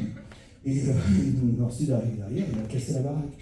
Bon, le Nord-Sud, il a fait ce qu'on dirait aujourd'hui open bar, c'est-à-dire qu'il a dépensé beaucoup, il n'a pas vraiment raisonné en termes de rentabilité. La CNP va essayer de rattraper son retard pour éviter d'être ringardisée et va reprendre les mêmes codes que le Nord-Sud. Donc il va y avoir non pas la vague, mais la frise CNP. Ce sont des losanges en fait. Des losanges que vous trouvez en haut, pareil, des lignes de carrelage. Va reprendre les noms des stations en carrelage aussi. Voilà, vous allez retrouver un certain nombre de choses comme ça pour essayer de se déringardiser, on dirait, quoi. Voilà. Et bon, quand même, ça va. Donc, on va se retrouver avec deux compagnies à Paris, le Nord-Sud et puis la CNP. Mais le Nord-Sud, c'est tellement endetté qu'il va avoir beaucoup de mal à dégager du bénéfice, quoi. Il va se passer aussi une chose qui va complètement modifier profondément l'administration, l'exploitation des transports parisiens, c'est la guerre de 14. La guerre de 14, c'est vraiment l'événement qui a ruiné notre pays. Il faut vraiment en avoir conscience. C'est-à-dire que la France de 1914 ne sera plus jamais, on ne connaîtra plus jamais, bien que la France soit un des pays les plus riches du monde, hein, je ne le nie pas, mais on ne retrouvera jamais cette prospérité-là. Nous avions la convertibilité du franc en or, vous alliez avec votre billet, on vous donnait de l'or, quoi. Et c'était une parité fixe. Et le régime des concessions, qui a été calculé avant la guerre de 14, avant finalement ce très lourd endettement de notre pays pour l'effort de guerre durant 4 ans, n'est absolument plus de mise en 1919, en 1920. Et à partir de là, les compagnies vont commencer à perdre de l'argent, alors que jusqu'alors, elles ont gagné. Et toutes les compagnies de transport vont perdre de l'argent. Et vont perdre de l'argent de façon exponentielle, parce qu'en plus, on a de l'inflation. Donc à partir de là, si on reste au régime des concessions telles que fixées alors, on va dans le mur, on va à la ruine, quoi. Et les compagnies vont commencer à essayer de renégocier leurs concessions. Renégocier, mais alors avec une inflation galopante, c'est pas simple. Voilà, tout ça a été vraiment... Aujourd'hui, on se dit, mais ma foi, j'obtiens une concession, j'exploite une ligne de transport, je suis sûr que je vais perdre de l'argent. Aujourd'hui, si vous avez des lignes de transport, c'est parce qu'elles sont subventionnées. Tout est largement subventionné. À l'époque, rien n'est subventionné, on gagne de l'argent. C'est en ayant des billets à 15 centimes. Ça, c'est complètement fou, quoi. Et donc, voilà, le Nord-Sud, évidemment, ça ne va pas l'aider. La CMP, ça ne va pas l'aider non plus. Les autres transports, c'est la catastrophe totale. On en arrive, alors, pour les réseaux de surface, c'est-à-dire, tramway, omnibus, etc. Là, c'est carrément le département qui reprend l'exploitation. Donc, on fait une espèce de nationalisation, je ne sais. Il faut me dire, hein, si... On arrive à la fin, oui. D'accord, ok. Non, simplement, je conclue là-dessus. Donc, en fait, le département reprend la main, il crée la Société des transports en commun de la région parisienne, STCRP, qui reprend tous les transports de surface. C'est la Seine. Pardon ? C'est la Seine, le département. Oui, c'est ça. Transport en commun, TCRP, donc transport en commun de la région parisienne. TCRP. STCRP, donc, qui, à partir de 1921, reprend toutes les compagnies, une par une, de tramway, d'autobus, parce que les omnibus disparaissent en 1913. Et donc, on essaye de faire face finalement aux concurrents du métro qui vont finir, voilà, j'accélère sur l'histoire, mais le Nord-Sud et la CMP vont finir par s'allier pour éviter, pareil, de se voir reprendre leur activité. Donc, elles fusionnent. Et à partir de 1930, on a une compagnie de métro, une compagnie de transport de surface. Alors évidemment, les élus se disent, bon, peut-être ce serait bien d'unifier tout ça dans une logique, non plus de concurrence, mais de complémentarité. Alors évidemment, pas l'arbre. Et puis il ne se passe rien, un peu comme maintenant. Et finalement, ça va se faire d'autorité en 1942, sous le gouvernement de Vichy, où là, par décret, on décide la fusion des deux modes de transport en une seule compagnie, la CMP. Pourquoi la CMP ? Parce que les tramways ont été supprimés en 1937, les tramways n'ont plus de patrimoine, enfin le réseau de surface n'a plus aucun patrimoine, puisque les tramways ont disparu, il n'y a plus de voies, il n'y a plus d'infrastructure, et donc la CMP en réalité mange le réseau de surface. Donc la CMP va avoir une direction routière et une direction souterraine, avec un très fort ressentiment malgré tout, quoi qu'on en dise, pour le réseau de surface. Et la CMP, moi j'ai lu ça dans le livre d'Arnaud Passalacqua, L'autobus et Paris, je trouvais ça fascinant. Pour ceux qui ont connu ça, à Paris, on mettait 2 tickets de métro dans un autobus quand on mettait un ticket dans le métro. Jusqu'à il y a, une quinzaine d'années à peu près. Ça a été imposé par la CMP, non pas parce que le gasoil ça coûte plus cher que l'électricité. Non, c'était une pénalisation de la CMP pour le réseau de surface. Simplement, vous avez payé 2 fois plus cher le réseau de surface. Et ça a été maintenu, ça a disparu, je crois, à peu près dans une quinzaine d'années. Voilà.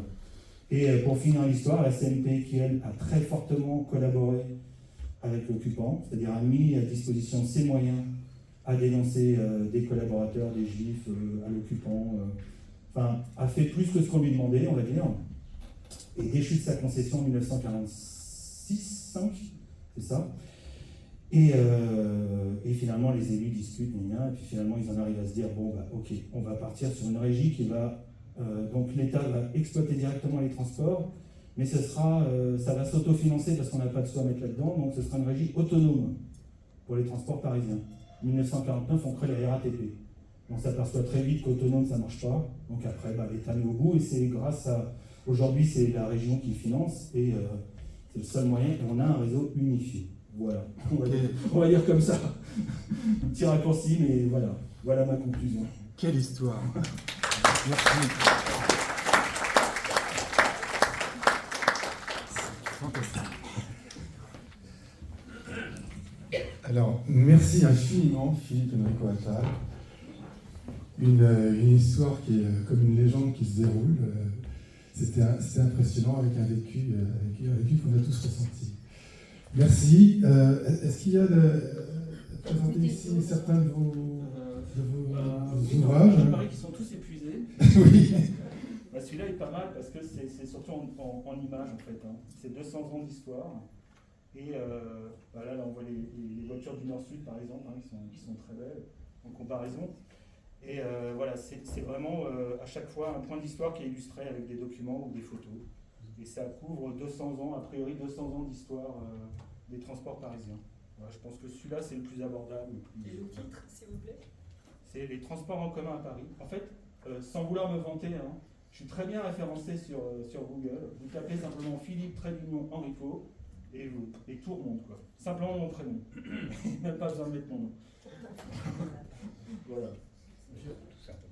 On va faire il n'y a pas très longtemps un bouquin sur les tickets de métro. Ça, c'est un vrai workshop qui va intervenir juste après. C'est un très bon bouquin. Ça serait intéressant. Il y a des questions. Une question là.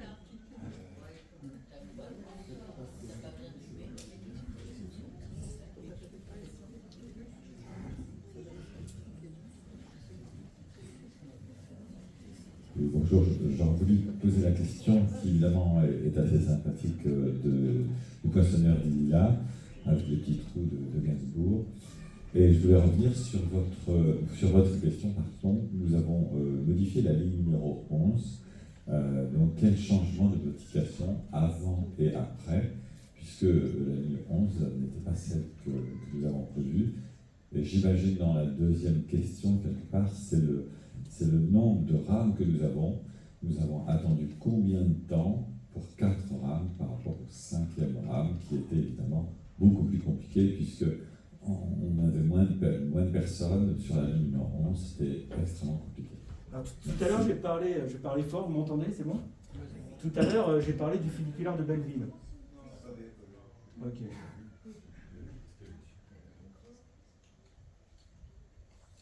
Bon, je continue. Le funiculaire de Belleville, en fait, il a été arrêté en 1926 parce qu'on s'est aperçu qu'un autobus, à l'époque, pouvait gravir la rue de Belleville et qu'on n'avait plus besoin de funiculaire. Donc, on a mis en service une ligne qui s'appelait FB, donc pour funiculaire de Belleville. Et finalement, cette ligne-là, évidemment, elle remplissait qu'imparfaitement son boulot. Et la compagnie, la ville de Paris avait dans l'idée de faire un métro, en se disant finalement, le meilleur moyen de remplacer, de pallier le manque de transport, c'est d'avoir un métro. Et donc, on va concevoir la ligne 11 à ce moment-là. Et la ligne 11, on va la faire partir de Châtelet. Et c'est pour ça que finalement, la ligne, c'est une antenne. Merci. La ligne 11, c'est une antenne, en fait, par rapport aux autres lignes. Elle ne s'enfonce pas beaucoup dans Paris, elle ne traverse pas tout Paris. Et l'objectif, c'était vraiment de remonter comme ça et d'aller au départ jusqu'à la porte des Lilas et d'aller ensuite, en 1929, c'est vrai que je n'ai pas trop eu le temps d'en parler, mais en 1929, on s'est dit que finalement le métro municipal c'était bien gentil, mais peut-être qu'il y avait des gens aussi en banlieue qui avaient besoin de transport. Donc on a fait un plan d'extension et dans le plan d'extension, il y avait le prolongement à Romainville-Place Carnot de la ligne 11. La ligne 11, elle a été mise en service en 1935.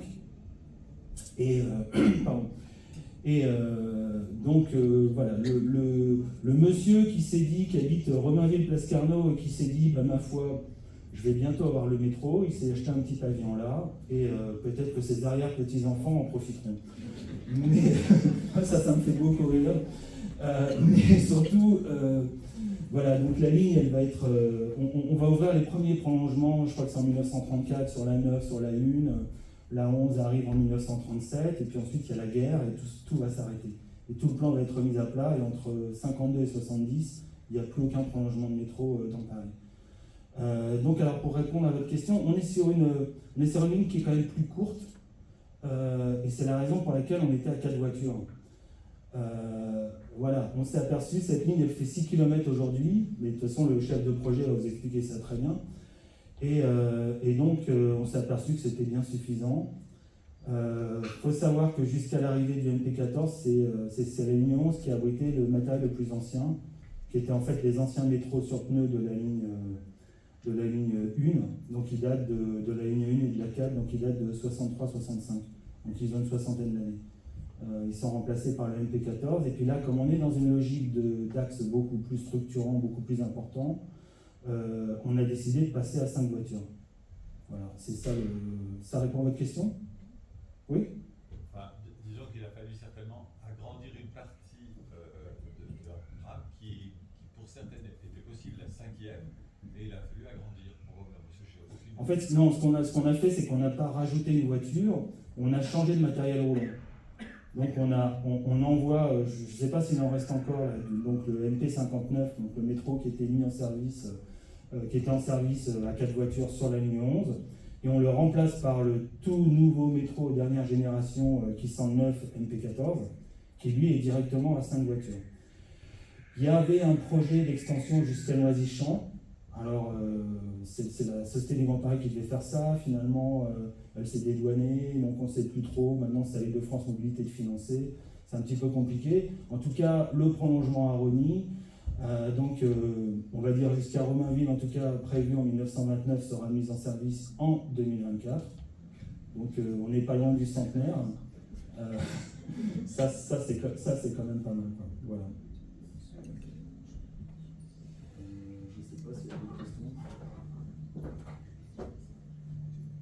Ok, mais la ligne 14, on va en parler largement cet après-midi.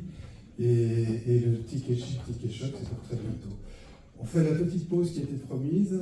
Je vous rappelle que les toilettes à l'étage par le couloir qui est en face de l'autre côté. Si ça se bouscule, il y en a également au rez-de-chaussée, mais là, il faut retraverser toute la serre devant la bibliothèque. Et dérouillez-vous les jambes en venant prendre votre plan de la restauration rapide. Et il y a ici un certain nombre d'exemplaires du journal Infolila, avec page 27, le descriptif de la journée et des intervenants. Il y en a autant que vous voulez. Ils sont à votre disposition. Quant aux autres livres qui sont là, venez les regarder, venez feuilleter. Ne me les chourez pas, c'est ma collection perso, ouais, voilà, tout simplement. Et ils sont soit en vente normalement, soit se retrouvent sur Internet ou sur le Bon Coin d'occasion.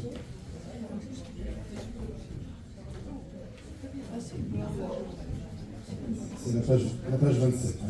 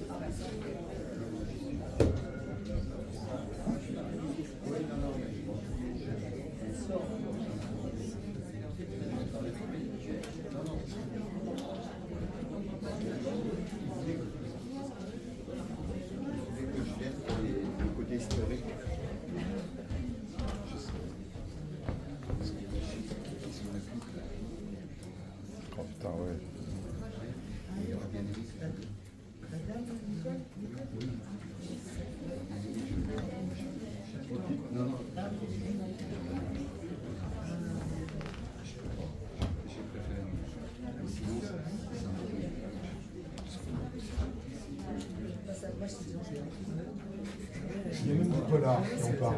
C'est moi d'en parler comme ça, mais. La première partie, c'est intéressant parce qu'il y a une rame qui s'arrête, il y a des gens qui en descendent, et puis il y a une personne qui disparaît.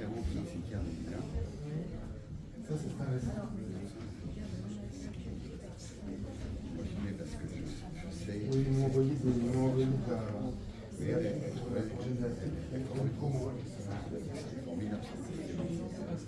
le cimetière, si vous avez l'occasion, dès qu'il en fait,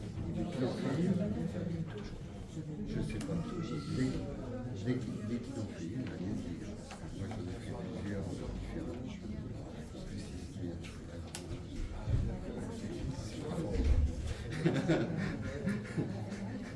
ça vaut son coup. D'accord. Oui, non, mais lui. Ah oui, bien sûr, je la fais souvent à pied. Maintenant que on la fait souvent à pied, dans les deux sens. Merci. Si j'ai. Oui,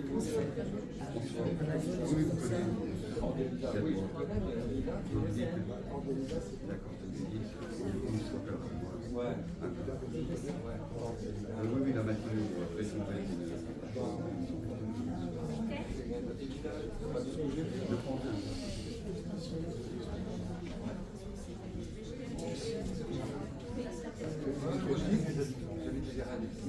Oui, parce que là, le communard, c'est un communard. On est à. Comment ça s'appelle? Mon amie Colette se rappelle. Avec elle, je suis sûr. Oui, je vais essayer d'avoir. Ça va, c'est après? Oui, oui. Ça foisonne, par contre.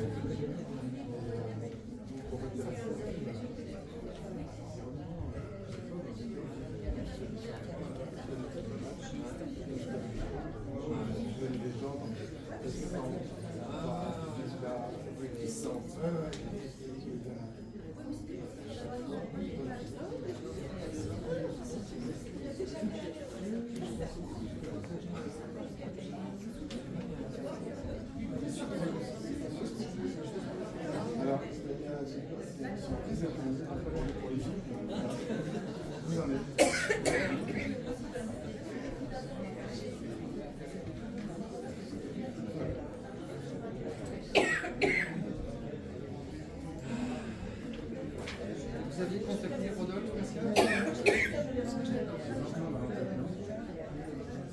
Ah oui.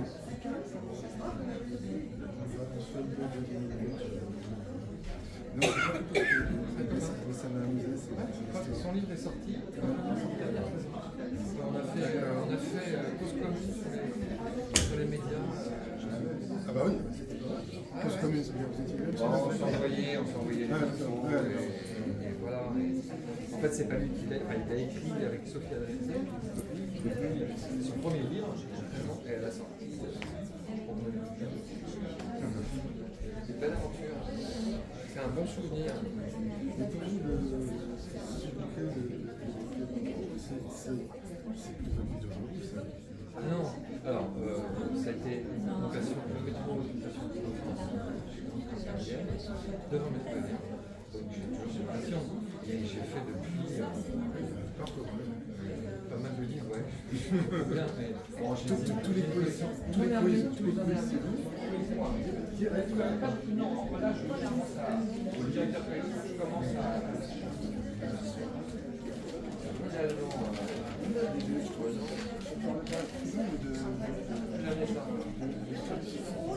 Deux sujets très différents. Un que j'ai fait pour la VSP et l'autre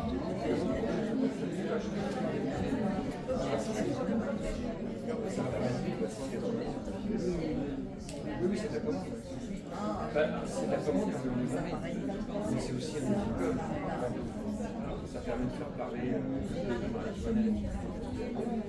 les SPP ne sont pas vraiment pour moi pour la peur. J'ai d'autres sujets où les gens sont contents qu'on parle et qu'on fait ça chouette pour moi pour les SPP. C'est ça la question. Mais on les met en place. Pas tous, il y en a quelques-uns qui ont déjà fait sur les Presque. Où il était très corporel. Dans les mains, je ne lâche pas. C'est pour vous, je vais le dire. Si vous avez une soif, oui, je vais prendre. Je prendrai. Ouais. Ah, j'ai pas un nom d'objet. Ah, ça c'est cool. C'est une maîtresse qui me l'a montré. C'est PMU ça. Ouais, c'est PMU. Comme ça, c'est PMU. Pas à vérifier, hein. Mais Il faudra regarder. On a une vitrine avec une plainte. j'ai vu qu'il y avait la mousse de fleurs. Et il y a une plainte de Ah d'accord, c'est ça. C'est Ce qui est dans la vitrine, ce sont